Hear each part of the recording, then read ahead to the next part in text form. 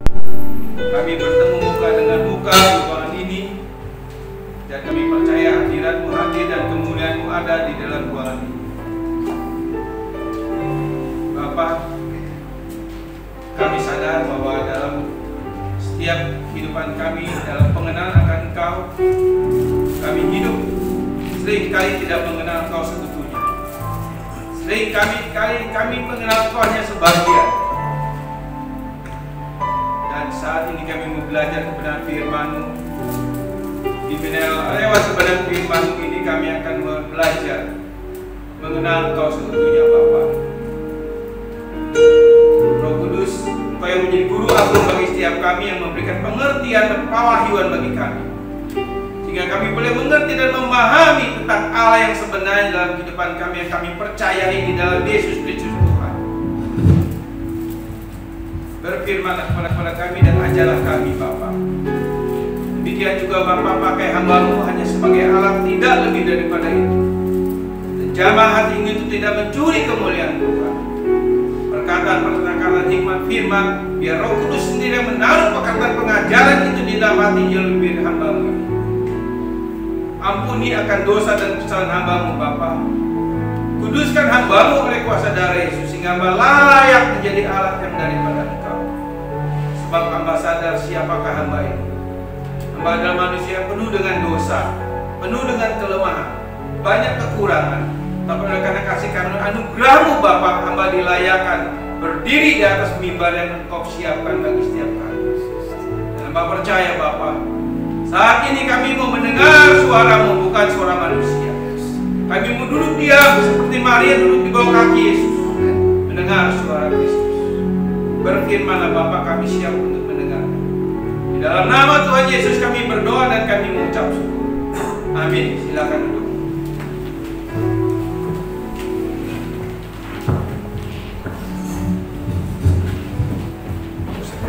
Shalom, saudara yang kasih dalam Tuhan. Saya akan meneruskan khotbah saya di minggu yang lalu, yaitu mengenai providensia Allah atau pemeliharaan Allah dalam kehidupan kita sebagai orang percaya. Saudara yang kasih dalam Tuhan, seperti minggu yang lalu, di mana saya katakan banyak sekali gereja mengajarkan providensi Allah itu menurut selera daripada para hamba Tuhan, selera manusiawinya. Ini bahaya, saudara, sehingga menghasilkan pengajaran yang bersifat positive thinking, pengajaran yang melihat dari sisi berkat, kelimpahan, kemakmuran, dan keberhasilan. Kalau kita mendengar orang bersaksi, satu keluarga diberkati Tuhan, anak-anaknya semua berhasil dalam pendidikan, lalu orang keluarga ini, ada keluarga Kristen bisa berkata, puji Tuhan, terima kasih Yesus. Lalu ada orang Kristen yang sakit, yang mungkin dokter sudah memvonis tidak ada kesembuhan, lalu tiba-tiba Tuhan sembuhkan, lalu dia berkata, Tuhan Yesus baik. Lalu ada pengusaha anak-anak Tuhan yang mengalami kebangkrutan, lalu Tuhan pulihkan. Lalu orang ini berkata, Tuhan Yesus baik. Apakah Tuhan Yesus baik kepada orang-orang yang seperti ini? Lalu bagaimana orang Kristen yang setia, yang hidupnya dalam tanda kutip tidak diberkati, yang sakit tidak disembuhkan, bahkan mati dalam sakit penyakitnya? Apakah itu Tuhan baik buat orang yang seperti ini? Nah, saudara kasih dalam Tuhan, seringkali kita melihat satu sisi dari kebaikan Allah, tetapi kita tidak melihat sisi kebaikan Allah dari sisi yang lain. Jadi pengenalan kita akan Allah tidak sempurna, tidak seutuhnya. Di dalam kitab Hosea pasal 4 ayat 6, firman Tuhan berkata, umatku binasa karena kurang mengenal Allah. Nah, di dalam bahasa aslinya kurang mengenal Allah. Dalam bahasa Indonesia tidak mengenal Allah. Umatku binasa tidak karena tidak mengenal Allah. Tapi dalam bahasa asli artinya umatku binasa karena kurang mengenal Allah. Jadi kurang mengenal Allah, hanya mengenal sisi-sisi dari 10-20%. tentang kebaikan Allah. Tapi kebaikan Allah dalam sisi yang lain dia tidak lihat. Dan dia tidak mempercayainya. Nah ini artinya apa? Sehingga firman Tuhan katakan di dalam Hosea pasal 6 ayat pasal 4, umatku binasa karena kurang mengenal Allah. Saudara dan saya mengaku sebagai orang Kristen yang mengenal Allah pencipta langit dan bumi, dan kita kenal itu di dalam Yesus Kristus Tuhan. Tetapi kalau saudara hanya mengenal sisi Allah yang baik dalam tanda kutip, lalu sisi baik Allah yang dalam hal yang lain saudara tidak kenal, saudara akan binasa. Karena tidak bisa mengenal Allah sesungguhnya. Roh Kudus yang diberikan ke dalam hati saudara dan saya akan membawa kita mengenal Allah seutuhnya, pribadi yang utuh. Dan Alkitab kalau kita baca dari Kejadian sampai Wahyu menceritakan bagaimana tentang providensi atau pemeliharaan Allah atas ciptaannya ini, saudara. Dan di situ kita bisa melihat kebaikan Allah dalam sisi negatif, dalam segi positif, saudara. Dari kacamata manusia. Kenapa saya katakan sehingga kebaikan Allah dari sisi negatif? Karena ini dilihat dari kacamata manusia. Sebab kacamata manusia atau kedagingan manusia seringkali memandang hal-hal yang baik menurut selera kedagingan saudara dan saya. Jadi hal penderitaan, hal-hal yang tragis, hal-hal kesusahan, sakit penyakit, kita tolak semua. Karena kedagingan kita nggak nyaman dengan sakit penyakit, kedagingan kita nggak nyaman dengan penderitaan. Selalu yang dituntut adalah kenyamanan daging. Jadi kebaikan Allah dihubungkan dengan kenyamanan daging. Itu betapa menyesatkannya, saudara. Dan itu yang diajarkan positive thinking oleh beberapa gereja. Alkitab tidak mengajarkan seperti itu, saudara. Maka dari itu gereja kita di sini GBI Kristus Sejati mengajarkan kebenaran firman yang utuh, agar saudara bisa mengenal Allah kita yang utuh adanya. Kita akan baca Yesaya pasal 45 ayat 7. Yesaya pasal 45 ayat 7. Yang menjadikan terang dan menciptakan gelap, yang menjadikan nasib mujur dan menciptakan nasib malam, akulah Tuhan yang membuat semuanya ini. Saudara, kalau saudara baca ini gimana? Aliran positive thinking nggak bisa menjabarkan hal ini, saudara. Yang selalu dihubungkan dengan berkat, kemakmuran, kelimpahan, kesembuhan, mujizat dan lain sebagainya. Kalau kita lihat di sini firman Tuhan katakan dengan sangat jelas sekali, yang menjadikan terang dan menciptakan gelap, yang menjadikan nasib mujur dan menciptakan nasib malam, akulah Tuhan yang membuat semuanya. Nah ini yang saya katakan, kita harus mengenal Tuhan seutuhnya.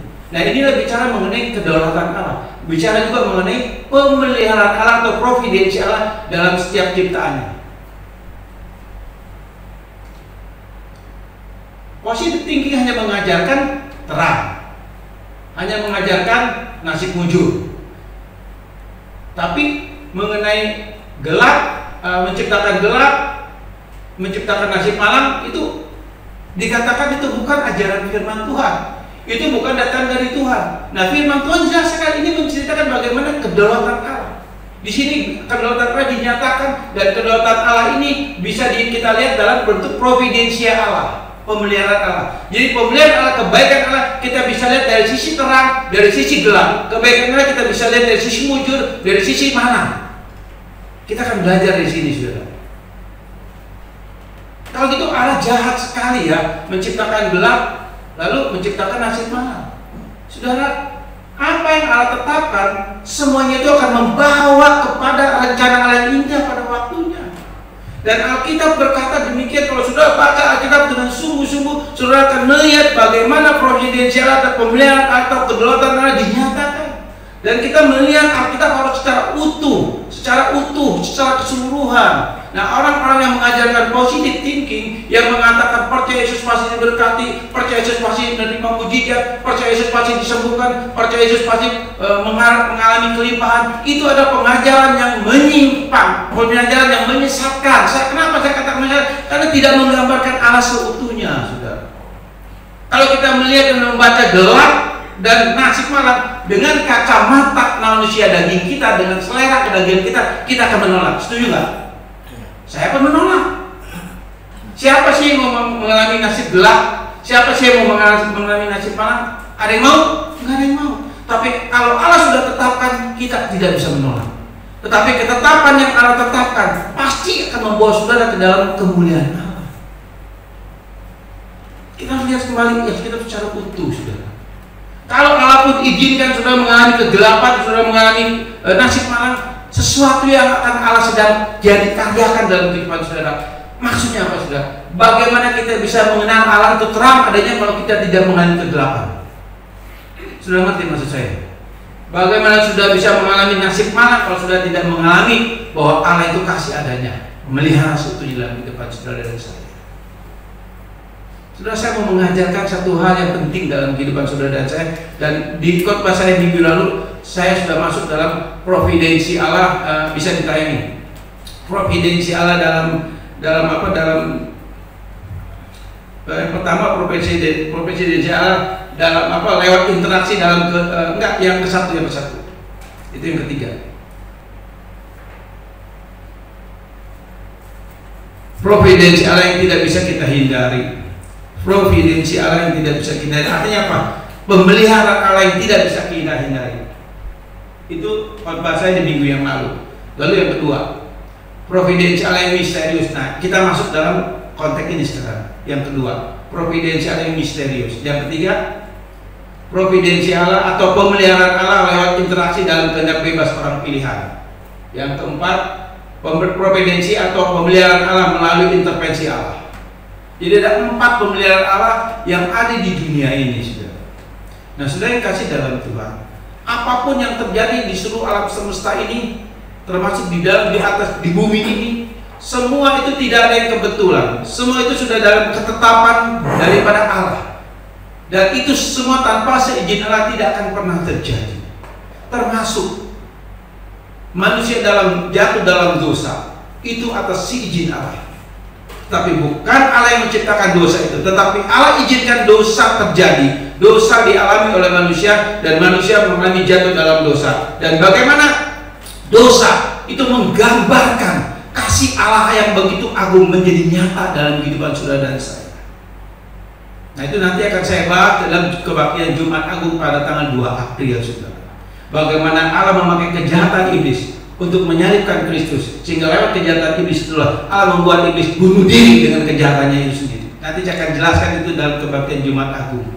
Nah, sudah yang kasih dalam Tuhan, kita masuk dalam providensi Allah bagian kedua, yaitu providensi Allah yang misterius. Yang pertama yang tidak bisa kita hindari, itu kita bisa lihat nanti di dalam Mazmur pasal 139. Di dalam Mazmur pasal 139 tentang providensi Allah atau pemeliharaan Allah yang tidak bisa kita hindari. Artinya di sini kemana kita pergi, di mana kita berada, Allah tetap ada, tantangan Allah tetap ada memegang saudara dan saya. Dan providensi Allah yang pertama yang tidak bisa kita hindari itu menuju atau sebagai sarana membawa saudara dan saya kepada titik rencana Allah yang sempurna. Yaitu apa? Yaitu kekekalan. Dan kekekalan yang Allah siapkan, kekekalan yang Allah sediakan bagi saudara dan saya, itu ada 2 tempat, yaitu surga dan neraka. Itu providensi Allah yang tidak bisa saudara hindari. Artinya providensi ini sebagai alat atau kendaraan yang membawa saudara kepada titik akhir rencana Allah. Apakah saudara nanti dalam titik rencana Allah masuk ke surga atau ke neraka? Nah, saya tidak menjelaskan mengenai masuk ke neraka, sebab itu terjadi hanya untuk bukan untuk orang pilihan. Artinya orang-orang yang tidak percaya Yesus atau orang-orang Kristen dalam tanda kutip Kristen palsu yang mengenal Allah hanya separuh, tidak seutuhnya. Tapi saya sini mau bicara mengenai providensi Allah yang tidak bisa dihindari. Dalam khotbah saya yang lalu adalah membawa orang pilihan atau Kristen sejati kepada titik rencana Allah yang akhirnya itu keselamatan kekal. Dan kendaraannya atau sarananya adalah providensi Allah atau pemeliharaan Allah. Nah, kita lihat sekarang providensi Allah yang kedua, providensi Allah atau pemeliharaan Allah yang misterius. Saudara dan saya hidup dalam waktu kronos, dalam waktu jahat.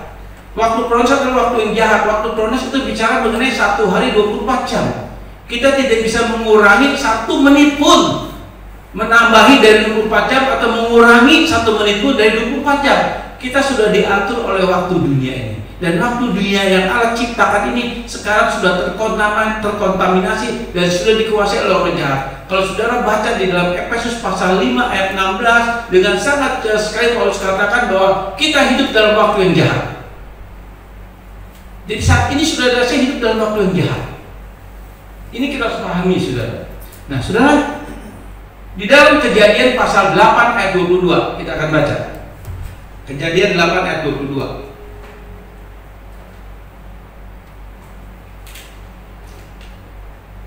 Kejadian 8 ayat 22 maksud saya, maaf. Kejadian 8 ayat 22.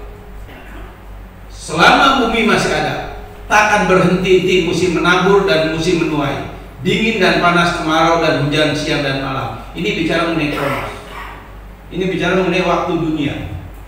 Jadi Allah sudah menetapkan sejak Nuh ya diselamatkan dari air bah. Dan Nuh keluar dari air bah, lalu Nuh membuat mezbah ucapan syukur kepada Allah. Lalu Allah berfirman kepada Nuh bahwa Allah berkata, inilah waktu kronos yang Allah berikan kepada Nuh dan keturunannya, yaitu saudara dan saya. Jadi selama bumi masih ada, tidak akan pernah berhenti musim menabur, musim menuai, dingin dan panas, kemarau dan hujan siang dan malam. Ini waktu kronos. Kita nggak bisa lepas dari nggak bisa keluar dari waktu ini. Kita tidak bisa menghindar dari waktu ini. Kita tetap ada di dalam waktu ini. Nah, sudah yang kasih dalam Tuhan,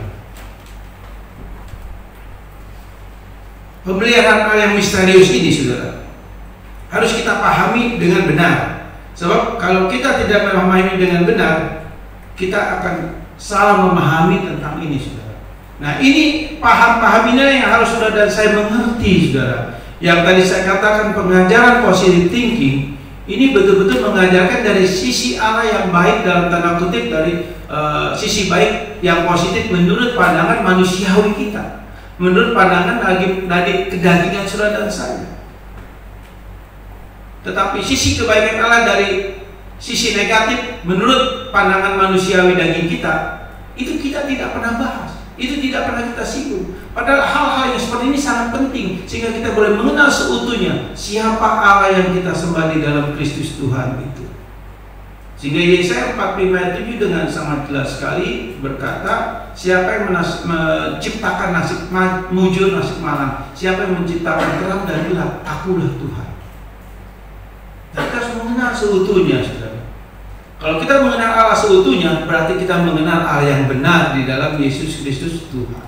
Yang tadi saya katakan, memahami pemeliharaan Allah itu harus holistik dan integratif, artinya utuh dan secara keseluruhan. Kita lihat dari Kejadian sampai Wahyu, tidak bisa lihat separuh-separuh, saudara. Sebab kalau kita lihat bagaimana ada tangan Tuhan yang selalu menyertai, pemeliharaan Tuhan selalu menyertai. Kalau kita lihat bagaimana perjalanan tentang Yusuf, bagaimana perjalanan tentang Yakub, bagaimana perjalanan tentang Abraham, bagaimana perjalanan tentang Daud, di mana semua itu ada campur tangan Allah, pemeliharaan Allah, sehingga mereka mengalami suka dan duka, dalam kelimpahan maupun dalam penderitaan. Ada tangan Allah yang terus membawa mereka kepada rencana Allah yang begitu sempurna.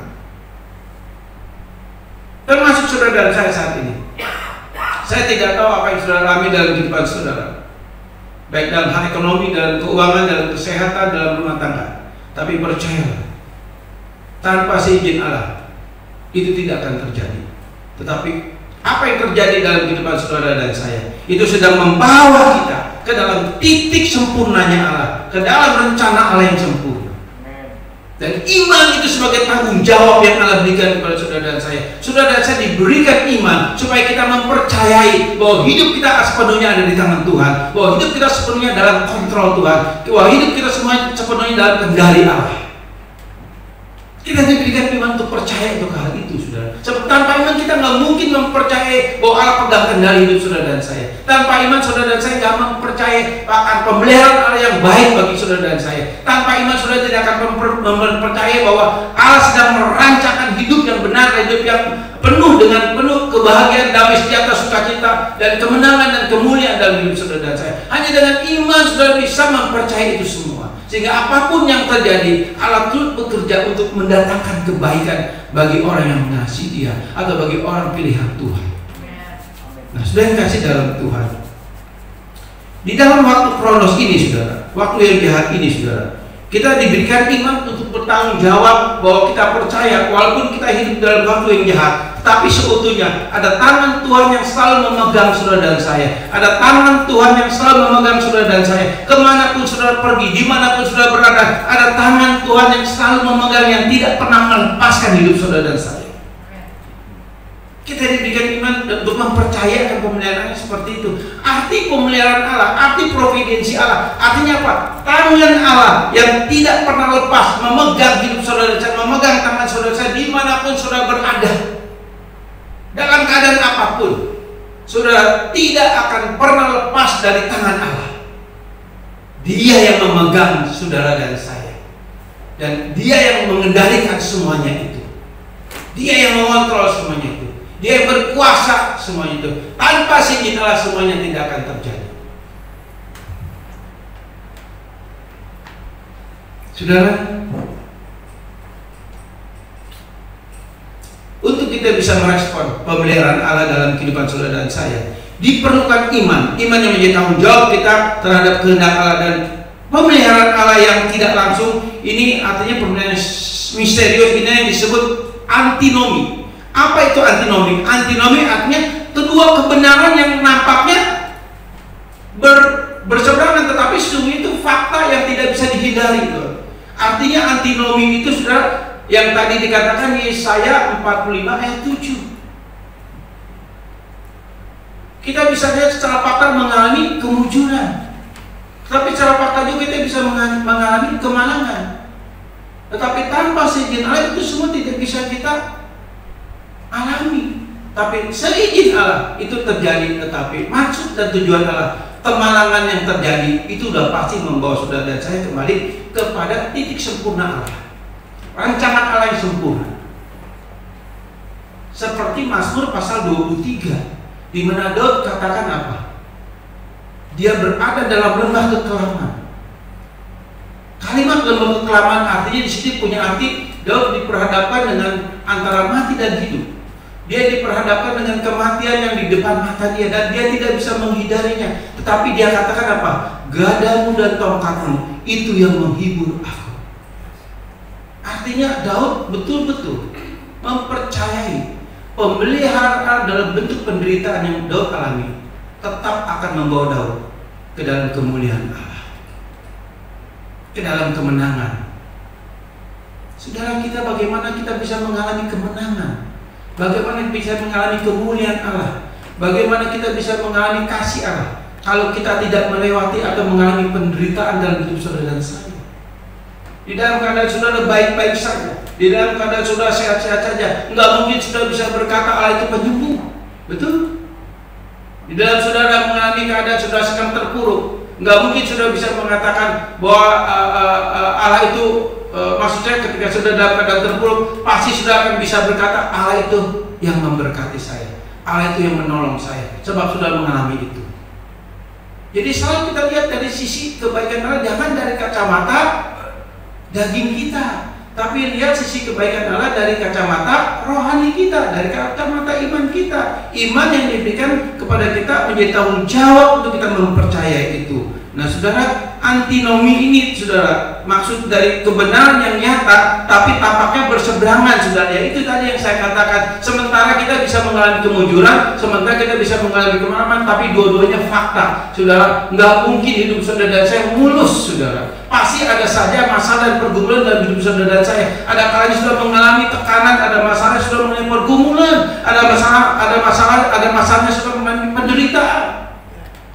Tetapi ada masanya juga Tuhan memberkati, Tuhan memelihara saudara dan saya. Tapi dua fakta yang tidak bisa kita hindari, dan dua fakta ini harus saudara dan saya percayai. Itu semua tanpa seizin Allah tidak akan terjadi. Tapi percayalah, apapun yang terjadi yang saudara alami dalam kehidupan saudara dan saya, Allah tetap baik buat saudara dan saya. Amin. Kita memahami dan mengerti tentang Allah yang benar, mengenal Allah seutuhnya, bukan dari sisi yang baik saja. Karena banyak sekali saya tekankan pengajaran-pengajaran yang mengatakan Allah itu pasti memberkati, Allah itu pasti menolong, Allah itu pasti menyembuhkan. Betul. Tetapi jangan lihat cuma satu sisi, tapi sisi yang lain dihilangkan. Itu namanya penyesatan, pemanipulasian firman Tuhan. Sebab Allah ingin saudara dan saya mengenal seutuhnya Allah itu siapa. Allah ingin kita mengenal Dia seutuhnya tentang rencana-rencana Allah yang penuh damai sejahtera. Allah ingin mengenal kita seutuhnya. Apapun yang terjadi dalam dunia ini, dalam kehidupan saudara dan saya, tanpa seizin Dia, sesuatu itu tidak akan terjadi. Artinya apa? Segala sesuatu tanpa seizin Dia tidak akan ada atau apa terjadi, atau segala sesuatu yang terjadi di dalam dunia ini bukan satu yang kebetulan. Sebab apa? Sebab Allah itu berdaulat. Allah saudara dan saya yang kita sembah di dalam Kristus adalah Allah yang berdaulat. Arti Allah yang berdaulat artinya Dia mengontrol semua ciptaannya. Bahkan Yesus berkata di dalam Yohanes pasal 5 ayat 17, "Saat Bapakku bekerja sampai sekarang, demikian pula aku bekerja sampai sekarang." Artinya apa? Allah tetap menopang semua ciptaannya. Allah tetap menopang semua ciptaannya. Ada paham tentang pemahaman pengertian bahwa Allah setelah menciptakan alam semesta ini, Allah setelah menciptakan dunia ini, Allah setelah menciptakan manusia ini, lalu Allah berpangku tangan, Allah berdiam diri dan membiarkan semua ciptanya berjalan masing-masing berjalan secara otomatis. Tidak seperti itu. Itu adalah pengajaran daripada doktrin deisme, saudara. Artinya Allah mengajarkan, Allah menciptakan lalu Allah lepas tangan. Allah yang seperti ini adalah Allah yang tidak berdaulat. Allah yang dikatakan dalam tanda kutip oleh filosofi atau filsafat dari para timur, saudara. Tetapi Allah yang kita kenal di dalam Alkitab, Allah yang menciptakan dan bertanggung jawab dan tetap mengontrol sampai saat ini, dan semua dalam kendalinya. Sehingga segala sesuatu yang terjadi semuanya tanpa seizin Tuhan tidak akan terjadi. Termasuk bencana alam, termasuk tsunami, termasuk virus corona yang saat ini sedang mewabah dunia. Tidak, tanpa seizin Dia tidak akan terjadi. Tapi percayalah, apapun yang terjadi semuanya dalam kontrol Allah, dalam kendali Allah. Seperti yang saya katakan dalam khotbah saya minggu yang lalu, di dalam Kisah Rasul 17 ayat 28 tentang panentheism. Artinya semua dalam kontrol, dalam ruangannya Allah. Saudara dan saya bergerak dalam ruangannya Allah. Saudara dan saya bergerak tidak lepas dari kontrol Allah. Semuanya dalam pandangan Allah, dalam ruangannya Allah. Jadi saudara mau lari kemana, tetap semua ada dalam ruangan Allah. Betapa dahsyat dan luar biasa Allah bertanggung jawab dan memelihara dalam kehidupan saudara dan saya. Nah, saudara yang kasih dalam Tuhan, tadi saya katakan iman menjadi tanggung jawab untuk kita mempercayai tentang pemeliharaan Allah atau providensi Allah yang misterius. Iman yang menjadi tanggung jawab. Kenapa dikatakan misterius?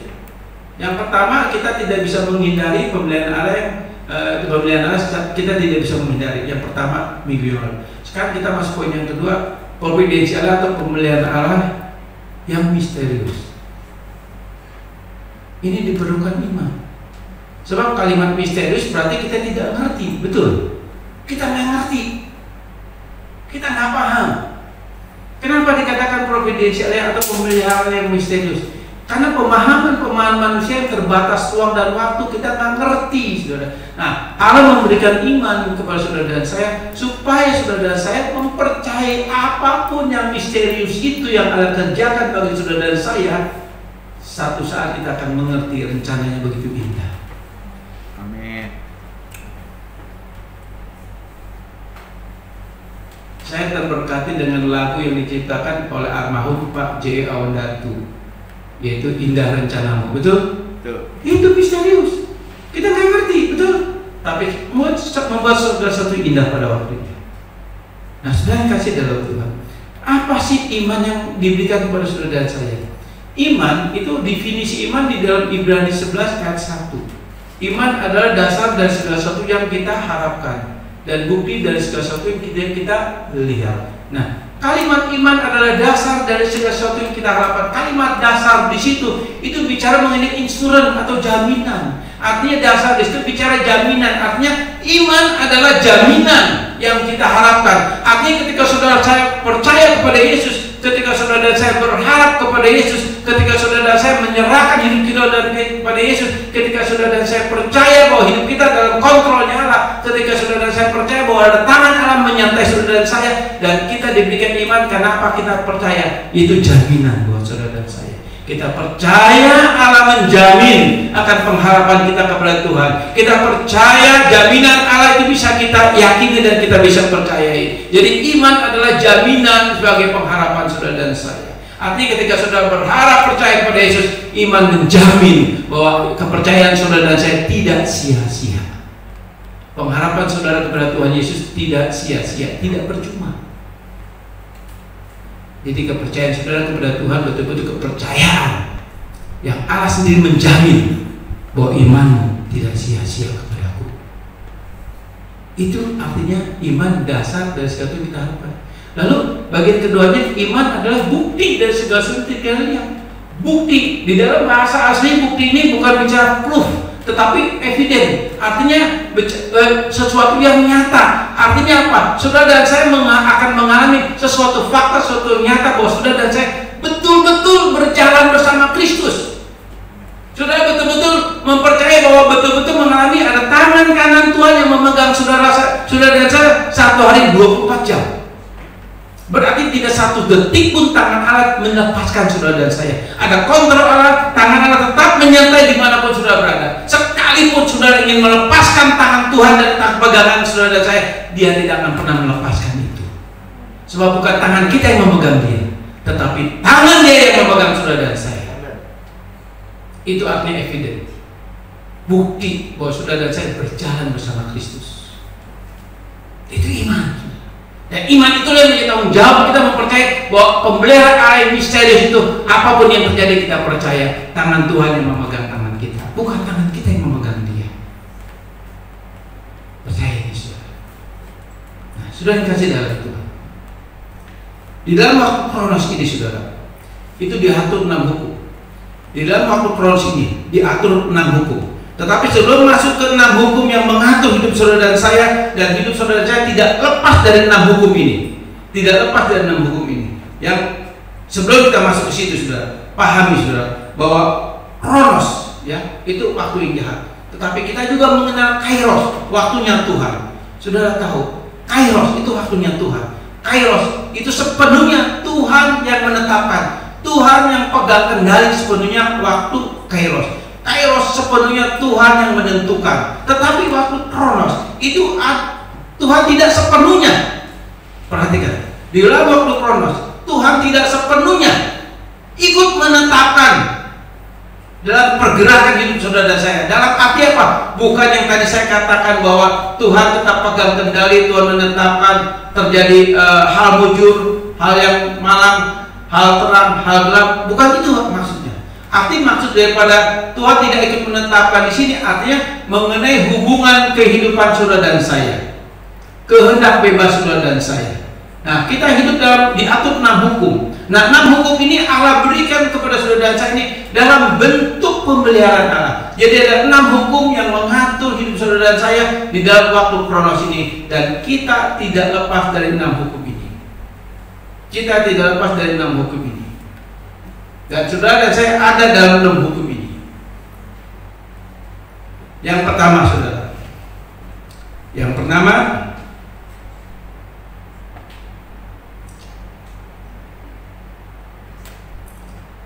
kehendak Allah. 6 hukum yang pertama yaitu kehendak Allah. Saudara, kita tahu kehendak Allah adalah saudara dan saya menjadi pelaku firman-Nya. Betul? Betul benar? Setuju nggak? Kehendak Allah adalah artinya saudara dan saya harus menjadi pelaku firman Tuhan. Itu maksudnya. Jadi Allah berkehendak untuk saudara dan saya menjadi pelaku firman Tuhan. Apakah betul saudara menjadi pelaku firman? Berapa persen saudara menjadi pelaku firman?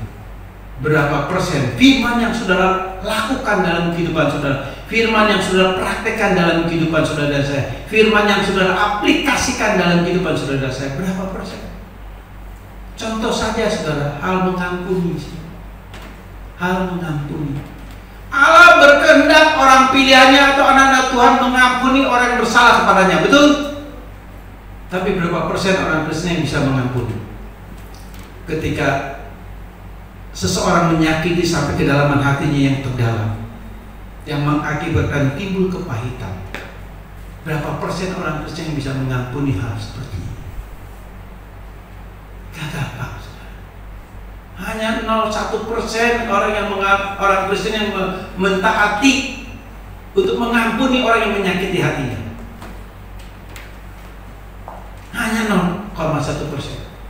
Selebihnya orang Kristen tidak banyak yang bisa mengampuni.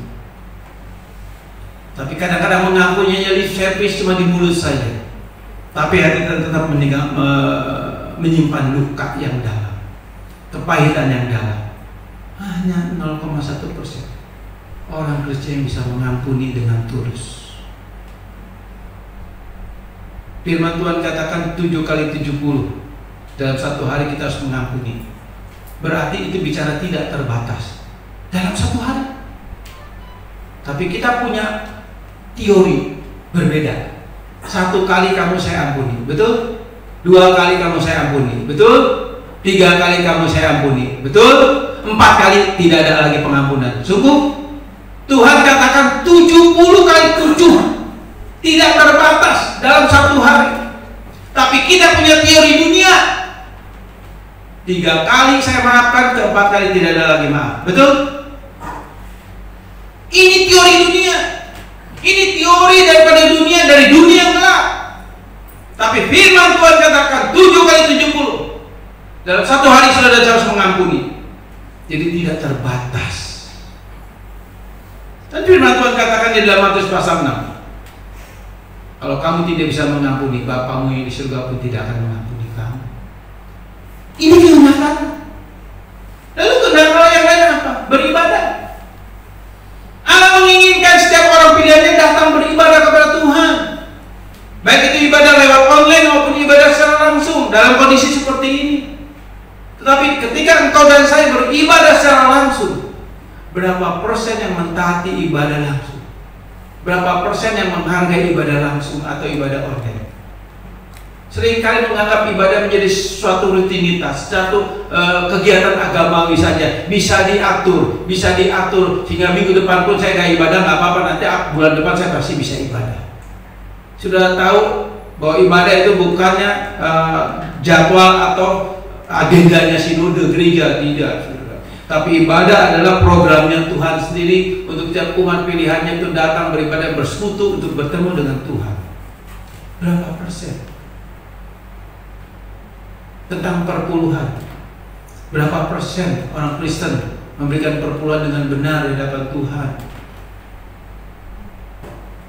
Masih banyak kehendak Allah yang tidak bisa kita ikuti, saudara. Itu salah satu di mana kita hidup dalam waktu kronologi di aku 6 hukum. Salah satu hukum yang dari ke-6 ini yang pertama adalah kehendak Allah. Dan kehendak Allah seringkali saudara dan saya tidak kita taati dalam kehidupan ini. Seringkali kita terbatas dengan kedagingan saudara dan saya. Seringkali hanya keinginan daging yang terus kita sukai, keinginan daging yang terus kita lakukan daripada kehendak Allah.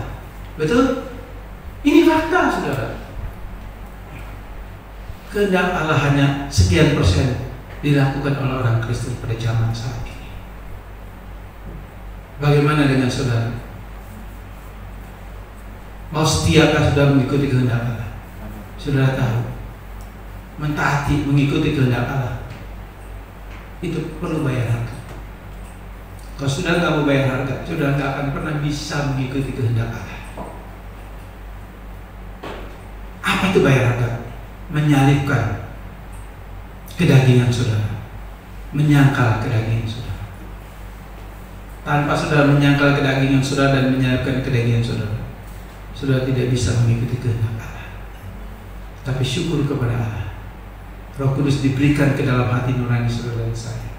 Dengan Roh Kudus itulah saudara dan saya bisa mentaati kehendak Allah, walaupun sekian persen. Tapi itu sudah menjadi satu penghiburan buat Allah. Ada ketaatan, sebab iman itu akan melahirkan ketaatan. Iman sejati akan melahirkan ketaatan kepada kehendak Allah, yang disebut upako, artinya hati yang terbuka untuk perintah Allah. Itu kehendak Allah. Yang kedua, hukum yang kedua. Hukum yang kedua adalah ketetapan Allah. Ketetapan Allah ini berhubungan dengan providensi atau dengan pemeliharaan Allah dan rencana Allah. rencana Allah pasti tergenapi. Nah, Saudara, kalau kita baca di dalam Ayub pasal 42 ayat 2. Ayub 42 ayat 2. Ayub 42 ayat 2. Ini bicara mengenai ketetapan Allah berhubungan dengan providensi Allah atau rencana Allah. Dan rencana Allah pasti tergenapi. Aku tahu bahwa engkau sanggup melakukan segala sesuatu, dan tidak ada rencanamu yang gagal. Baca sekali ya. Aku tahu bahwa engkau sanggup melakukan segala sesuatu, dan tidak ada rencanamu yang gagal. Jadi artinya apa? Hukum yang kedua yang mengatur hidup saudara dan saya, kita hidup dalam ketetapan Allah. Ini berhubungan dengan pemeliharaan Allah dan rencana Allah. Dan rencana Allah tidak ada yang gagal. Kenapa? Sekali Allah sudah rencanakan, dan rencana itu pasti akan terjadi. Pasti akan terjadi. Dan Allah pasti menggenapinya. Seperti pilihan Allah terhadap Abraham, terhadap Yusuf, terhadap Yakub dan lain-lain. Nah, saudara, kalau kita melihat satu saja, saudara, mengenai Abraham, saudara, kita tahu Abraham ini dari latar belakang adalah penyembah berhala. Ya, Abraham ini punya latar belakang penyembah berhala. Dia keluarga yang tidak percaya Allah, walaupun Abraham keturunan ke-20 daripada 20 pilihan, 20 keturunan-keturunan yang dipersiapkan Allah untuk menerima warisan perjanjian antara Adam dan Allah di Taman Firdaus. Kejadian 3 ayat 15. Di dalam Kejadian 3 ayat 15 yang bicara mengenai proto-evangelion atau bicara mengenai Injil pertama diberitakan di Taman Firdaus, di mana di situ Adam harus mewariskan iman perjanjian, dan iman perjanjian ini diwarisi dari generasi ke generasi. Abraham adalah generasi ke-20 yang pertama yang menerima iman perjanjian itu, atau iman warisan perjanjian itu. Dan dari Abraham diteruskan lagi sampai kepada Daud, itu 20 kali keturunan yang kedua menerima iman warisan perjanjian itu. Sampai lahirlah Yesus yang menggenapi Kejadian 3 ayat 15, yaitu apa? Mengenai proto-evangelion atau Injil pertama yang diberitakan di Taman Firdaus. Yesus yang menggenapinya. Nah, saudara, di sini kita belajar secara sedikit tentang sejarah Alkitab, saudara. Ya, makanya itu kita fokus. Nah, saudara, jadi Abraham ini dari generasi ke-20 dari Adam. Generasi ke-20 mewarisi iman perjanjian dari generasi yang pertama. Lalu generasi ke-20 lagi yang kedua sampai Daud. Nah, saudara, Abraham sebagai umat pilihan, sebagai bangsa pilihan, Allah sudah menetapkan dia generasi ke-20 untuk menerima iman warisan perjanjian dari Adam, antara Adam dan Allah. Karena Abraham sudah ditetapkan, sehingga ketika Abraham dan keluarga yang menyembah berhala, karena orang tua Abraham, Terah itu papanya, itu pembuat patung untuk dijual, untuk disembah sebagai berhala. Nah, Abraham dipanggil dari Ur Kasdim, dipanggil keluar. Ini pilihan Allah, pemilihan Allah, ini ketetapan Allah, ini rencana Allah. Dan akhirnya kita tahu Abraham keluar dari Ur Kasdim, dan papanya pun ikut bersama Abraham, sehingga mereka keluar dan meninggalkan kota penyembahan berhala. Dan akhirnya Abraham lah yang dipilih Tuhan dalam Kejadian 12, sehingga Tuhan katakan apa? Daripadamu lah bangsa-bangsa akan terima berkat. Berkat di sini berkat apa? Bukan berkat jasmani. Tetapi berkat di sini artinya bangsa-bangsa akan menerima Injil, bangsa-bangsa akan menerima kabar baik, bangsa-bangsa akan menerima anugerah Allah di dalam Yesus Kristus Tuhan.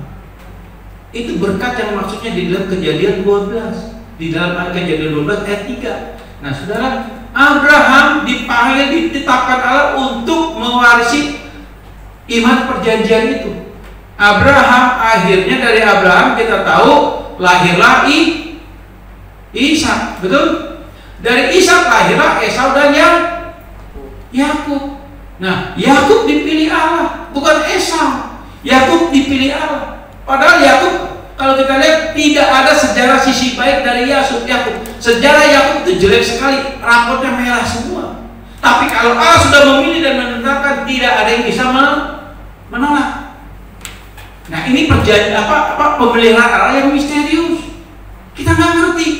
Saudara kalau baca tentang Esau dan Yakub dalam sejarah Alkitab, saudara pasti bisa berpikir Allah salah pilih. Sebab apa? Saudara kalau baca tentang Esau, itu Esau memenuhi kriteria. Kalau kita lihat Esau itu punya rapot yang bagus, Yakub punya rapot yang jelek. Kalau saudara baca tentang Esau dan Yakub, saudara pasti pilih Esau.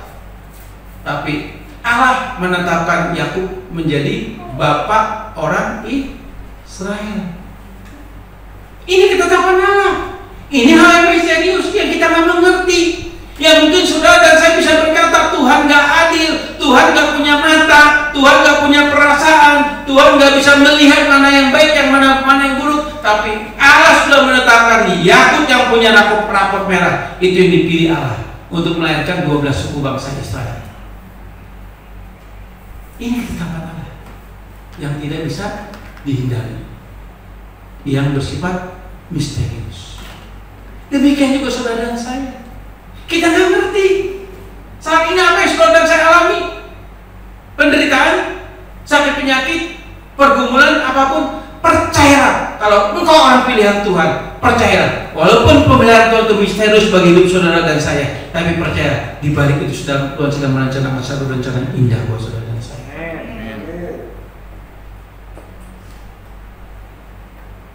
Percayalah, kita diberikan iman. Iman itu menjadi apa? Jaminan bahwa pengharapan kita kepada Tuhan tidak sia-sia. Allah menjamin itu. Dan iman juga adalah apa? Bukti. Artinya kita akan mengalami sendiri bahwa Allah betul-betul ada bersama saudara dan saya. Satu detik pun tangannya tidak pernah melepaskan tangan saudara.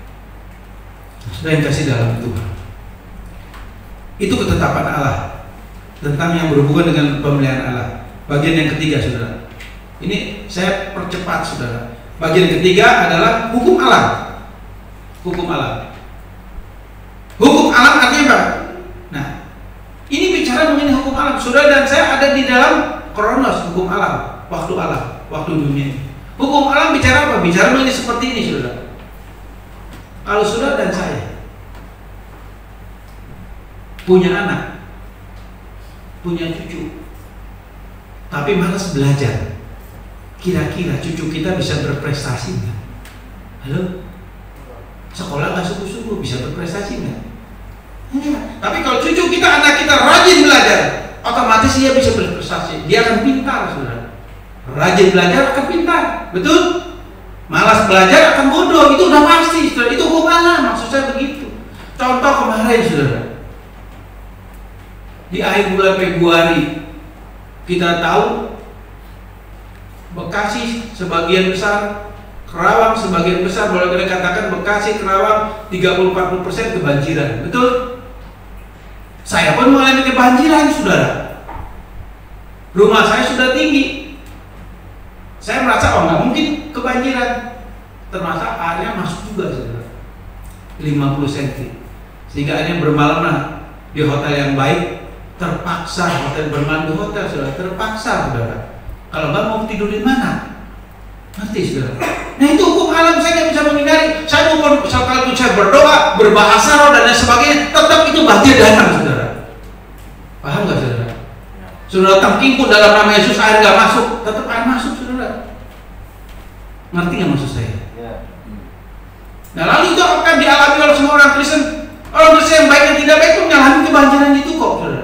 Orang yang tidak mengenal Tuhan pun mengalami kebanjiran itu. Itu kalau kita nggak bisa menghindari. Maksud saya seperti itu. Kita ada di bawah hukum alam. Kita nggak bisa menghindari, saudara.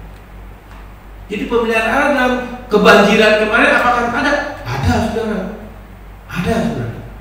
Tetap ada. Tuhan nggak tinggalin. Walaupun pada para pendidikan secara kedagian kita mengalami kesengsaraan, banjir, bebersih dan lain sebagainya, saudara. Tapi tetap ada pemeliharaan di balik itu semua. Tuhan tidak pernah diam. Kebaikan Allah, kasih Allah tetap ada, dan Allah akan buktikan itu, saudara. Itu hukum alam, saudara. Contoh hukum alam yang lain apa? Kalau hidup, misal makan jorok, saudara. Makan jorok, saudara. Makan apa aja, saudara. udah tahu sakit gula, udah tahu sakit darah tinggi, makan hantam apa aja, kena stroke, yang disalib Tuhan apa siapa? Sebelumnya kita makan berdoa kan, Bapak berkati makan ini dalam nama Yesus, amin. Timpa ini, timpa itu, akhirnya stroke. Yang disalib siapa? Doa kita nggak maju? Tidak, itu hukum alam. Artinya Tuhan kasih hikmat buat kita. Mana makanan yang sehat, mana makanan yang tidak sehat. Nangkap nggak saudara? Ya kan? Ya hukum alam yang lain apa? Satu lagi, mengenai uang. Ya, kalau kita bisa memanage keuangan dengan baik, tentu kita akan mengalami keuangan yang baik. Di luar daripada hal-hal yang dikatakan bahwa kalau Allah izinkan kita mengalami krisis keuangan, ya pasti terjadi. Sekalipun kita mungkin menanggung, bisa saja terjadi. Tapi percaya di balik itu Tuhan punya rencana. Karena ketetapan Allah pemeliharaan begitu misterius buat saudara dan saya. Saudara, yang keempat, kehendak bebas manusia. Nah, saudara, di dalam waktu kronos ini kita hidup dalam kehendak bebas kita atau kebebasan manusia. Saudara, kehendak bebas manusia itu sudah terkontaminasi dosa. Kehendak bebas saudara dan saya ini sudah terkontaminasi dosa. Jadi kehendak bebas manusia selalu berujung kepada dosa. Kehendak manusia selalu berurusan dengan dosa.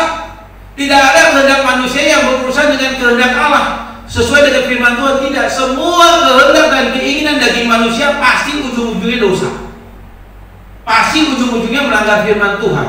Tidak ada kehendak bebas manusia yang sejalan dengan firman Tuhan, tidak ada. Sehingga Augustinus katakan apa? Posse non peccare, artinya apa? Tidak bisa tidak, manusia pasti berbuat dosa. Dan itu ada di dalam Roma pasal 3. Roma pasal 3 berkata apa? Tidak ada satupun manusia yang mencari Allah. Tidak ada satupun manusia yang mau mencari Allah, mau menyembah Allah, mau beribadah kepada Allah. Itu Roma 3 jelas katakan demikian. Artinya apa? Kehendak bebas manusia tidak ada yang mau mencari Allah. Kehendak bebas manusia tidak ada yang mau mentaati firman Tuhan. Kehendak bebas manusia adalah yang dikejar apa yang diingini oleh kedagingan manusia itu sendiri. Betul, saudara. Kita jujur aja, saudara. Contoh yang paling ekstrim, hobi saudara. Ini kita bicara hobi. Apakah itu hobi apa aja ya? Dengan hobi itu kita berani mengeluarkan uang begitu banyak, betul? Betul nggak? Beli mobil, jalan-jalan, beli perhiasan dan lain sebagainya. Berani keluar uang jutaan, puluhan juta, ratusan juta, betul? Tapi memberikan uang persembahan kepada Tuhan berapa? Halo? Berapa uang yang sudah berikan kepada Tuhan, bawa persembahan kepada Tuhan? Kehendak bebas manusia pasti selalu ingin menyenangkan kedagingan kita. Itu kehendak bebas manusia. Tetapi saudara dan saya berbeda. Orang pilihan Tuhan, Kristen sejati sudah dilahirbarukan. Sehingga firman Tuhan katakan di dalam 1 Yohanes 3 ayat 9, kamu sudah tidak bisa berbuat dosa lagi. Apanya? Natur rohani saudara saya tidak mungkin bisa berbuat dosa lagi. Sebab natur rohani saudara saya sudah dikuduskan, sudah dilahirbarukan oleh Roh Kudus, dan Roh Kudus lahir ada bersatu dengan roh saudara dan saya. Sehingga natur rohani saudara saya sudah kudus dan sudah suci dan tidak mungkin berlaku dosa lagi. Tetapi kita hidup dalam dua natur, natur berdosa dan natur yang sudah kudus. Dua natur yang saling bertentangan. Tapi ini juga antinomi, artinya fakta yang berbeda, tapi fakta itu kita alami dalam kehidupan saudara dan saya. Sementara sudah hidup dalam manusia daging yang berdosa, sementara juga sudah hidup dalam natur rohani, sudah kudus dan sudah suci, sudah tidak berdosa lagi. Ini dua fakta yang sudah disampaikan. Artinya apa? Posse non peccare, artinya apa? Artinya kita bisa tidak berbuat dosa. Kita bisa tidak berbuat dosa. Artinya kehendak bebas kita bisa tidak berbuat dosa. Karena apa? Karena ada natur rohani kita yang sudah kudus. Natur rohani saudara dan saya di dalam hati ini.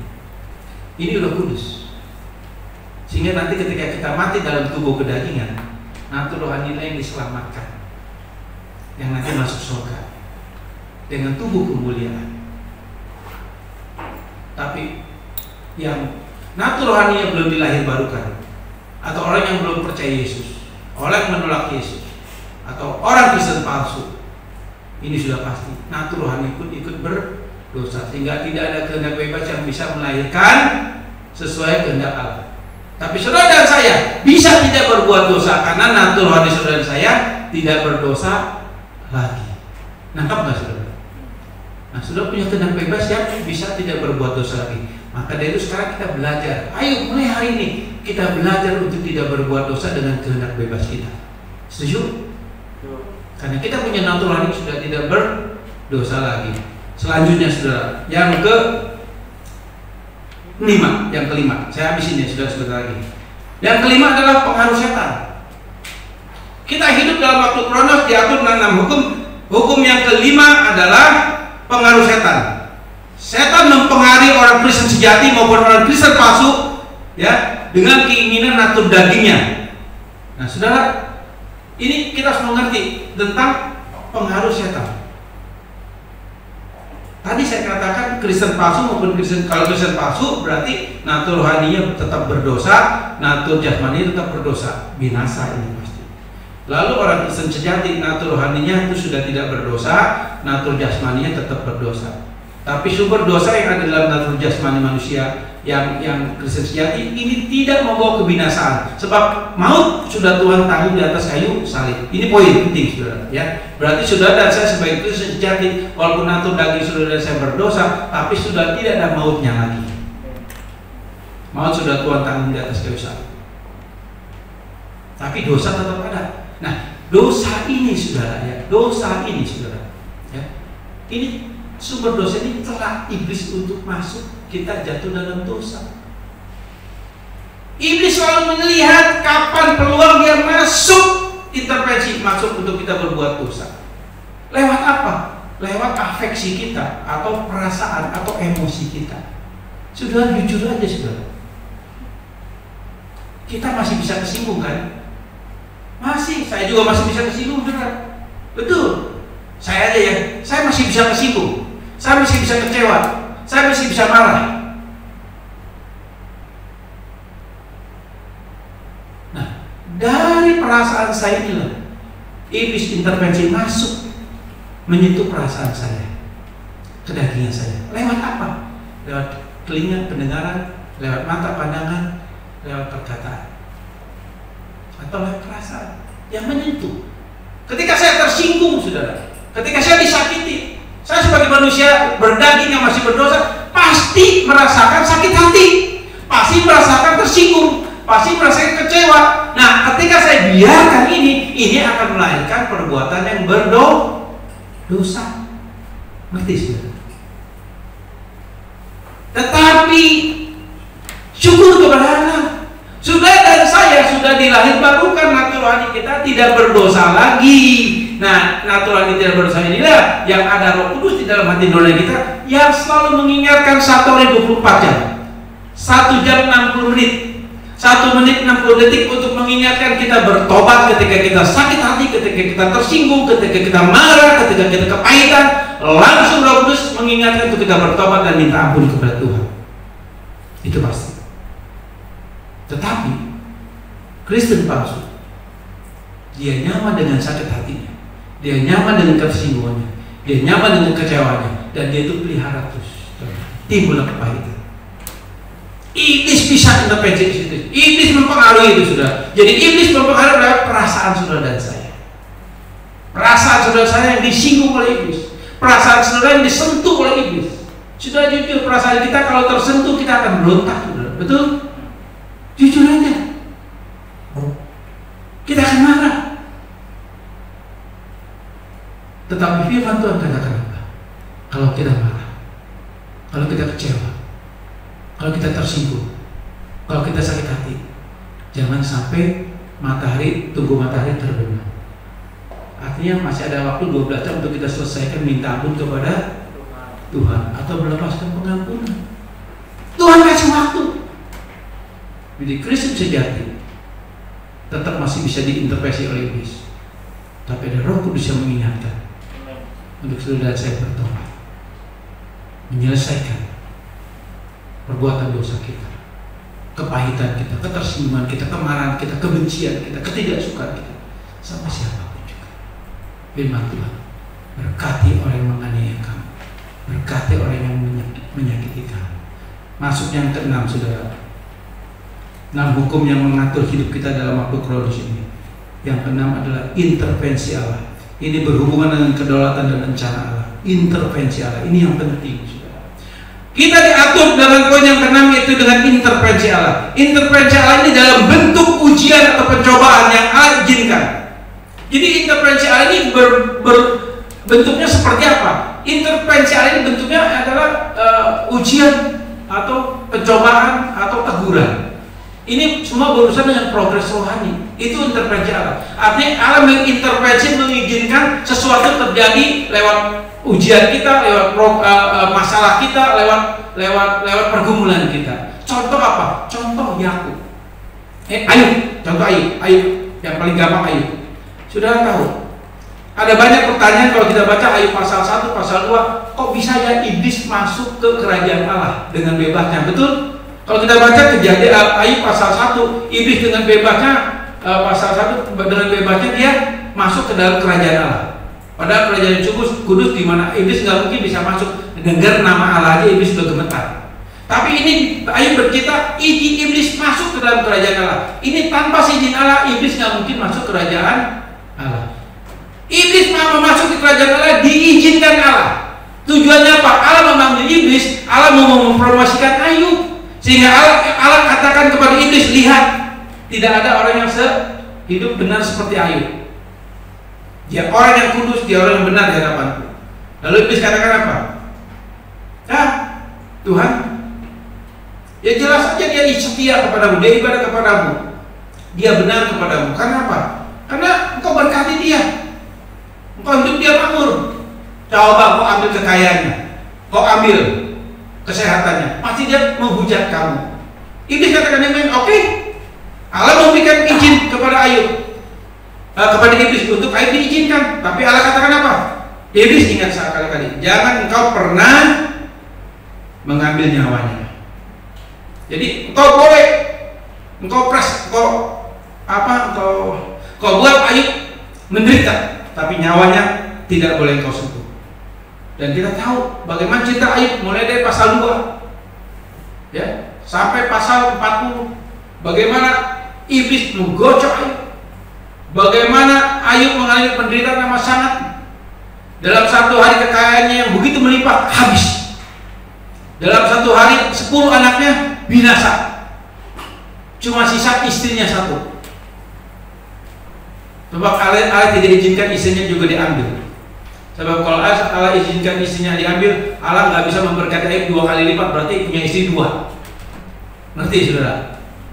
Tapi yang lainnya Allah berkati 2 kali lipat. Nah, bagaimana intervensi Allah dalam kehidupan Ayub? Ayub diizinkan Allah untuk dipres, untuk ditekan, kalau dianiaya oleh iblis. Dan akhirnya kita tahu dengan proses yang Ayub alami, Ayub mengalami apa? Ayub mengalami kemenangan. Sehingga Ayub katakan di dalam Ayub pasal 42 ayat 6, dulu aku mengenal engkau, kata orang, tapi sekarang aku mengenal engkau, aku sendiri mengenal engkau secara pribadi. Artinya Allah punya tujuan.